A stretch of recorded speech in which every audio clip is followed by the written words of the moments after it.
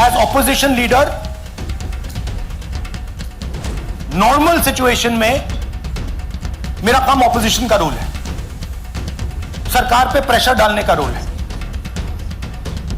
मेरा काम हिंदुस्तान के लोकतंत्र को बचाने का नहीं है। हाइड्रोजन बम फोड़ने वाले थे, फुलझड़ी से काम चलाना पड़ा। और ये इलेक्शन कमीशन ने एफआईआर फाइल करने के लिए ही कहा था इस पर। तो क्या श्रीमान राहुल गांधी जी, कांग्रेस ने वोट चोरी करके सीट जीती थी? एक बात आज जो राहुल जी ने बातों में मान ली और अपने जवाब में कहा, वो कहते कहते हाइड्रोजन बम एक तरह से फोड़ गए अपने ऊपर ही।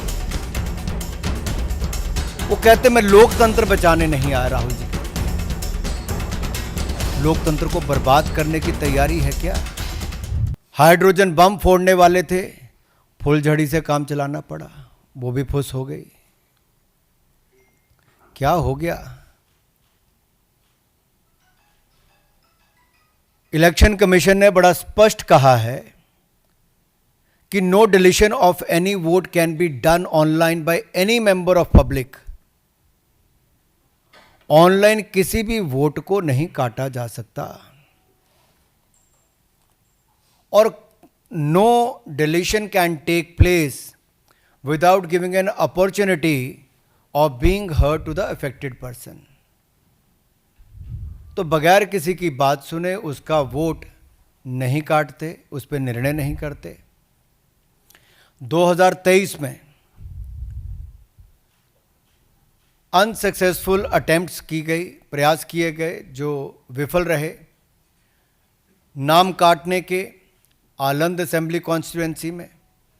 और ये इलेक्शन कमीशन ने एफआईआर फाइल करने के लिए ही कहा था इस पर, और मैटर इन्वेस्टिगेट करने के लिए भी इलेक्शन कमीशन ऑफ इंडिया ने ही कहा था। इलेक्शन कमीशन ने मोबाइल नंबर पहले ही उपलब्ध करवा दिए हैं, आईपी एड्रेस अगर दे दिए हैं, अगर मोबाइल नंबर दे दिए, आईपी एड्रेस दे दिए, तो कांग्रेस शासित राज्य की कर्नाटक की सीआईडी ने अब तक क्या किया? और मैं एक ध्यान आपके माध्यम से देश की जनता को बताना चाहता हूं। रिकॉर्ड्स के अनुसार आलंद विधानसभा क्षेत्र ये कांग्रेस के ही कैंडिडेट ने जीती थी 2023 में 10,348 मतों से। तो क्या श्रीमान राहुल गांधी जी, कांग्रेस ने वोट चोरी करके सीट जीती थी?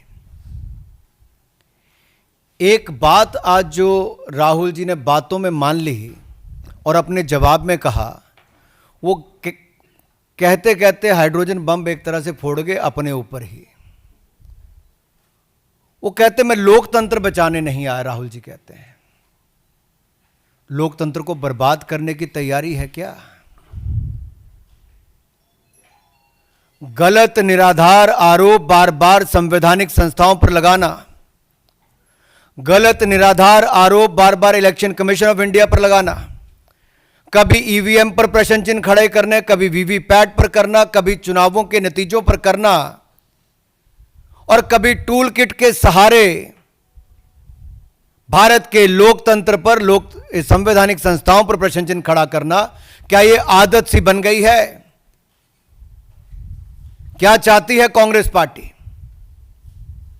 पूर्व प्रधानमंत्री इंदिरा गांधी जी सत्ता का दुरुपयोग करके, अफसरों का दुरुपयोग करके चुनाव जीती है तो कोर्ट उनको बाहर का रास्ता दिखाता है। राजीव गांधी जी की हत्या के बाद एक लोकसभा का चुनाव पेंडिंग नहीं होता, 1 महीने तक अगर चुनाव को स्थगित कर दिया जाता तो किस पार्टी को फायदा उस समय के इलेक्शन कमीशन ने दिया? रमा देवी जी, एमएस गिल, टीएन शेषन से लेकर ये बाकी सारे इलेक्शन कमिश्नर जो थे किस पार्टी ने नियुक्त किए और वापस किस दल में गए? कांग्रेस पार्टी में गए। इलेक्शन कमीशन का दुरुपयोग इन्होंने कभी किया होगा, उनको बड़े बड़े पद भी बाद में दिए होंगे,